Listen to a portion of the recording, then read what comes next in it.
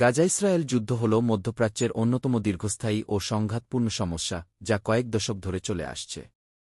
এই যুদ্ধের মূল কেন্দ্রবিন্দু হল ফিলিস্তিন ও ইসরায়েলের মধ্যকার ভূখণ্ড নিয়ে বিরোধ, ধর্মীয় পার্থক্য এবং রাজনৈতিক আধিপত্য বিস্তার।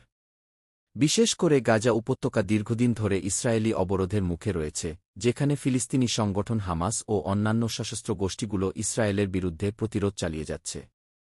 2023 সালের অক্টোবরে সংঘাত ভয়াবহ রূপ নেয়, যখন হামাসের এক অভূতপূর্ব হামলার জবাবে ইসরায়েল গাজার উপর ব্যাপক বিমান ও স্থল হামলা শুরু করে।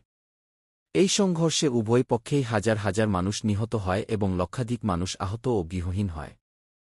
গাজা শহরের বহু হাসপাতাল, স্কুল ও আবাসিক এলাকা ধ্বংস হয়ে যায়, যার ফলে মানবিক বিপর্যয় চরম আকার ধারণ করে। আন্তর্জাতিক সম্প্রদায় একদিকে যুদ্ধবিরতির আহ্বান জানালেও অপরদিকে কিছু শক্তিধর দেশ ইসরায়েলের পক্ষে অবস্থান নেয়, ফলে শান্তি প্রচেষ্টায় জটিলতা সৃষ্টি হয়। এই যুদ্ধ শুধু একটি আঞ্চলিক সমস্যা নয়, বরং এটি সমগ্র বিশ্বের নিরাপত্তা ও মানবাধিকারের প্রশ্নকে সামনে নিয়ে এসেছে।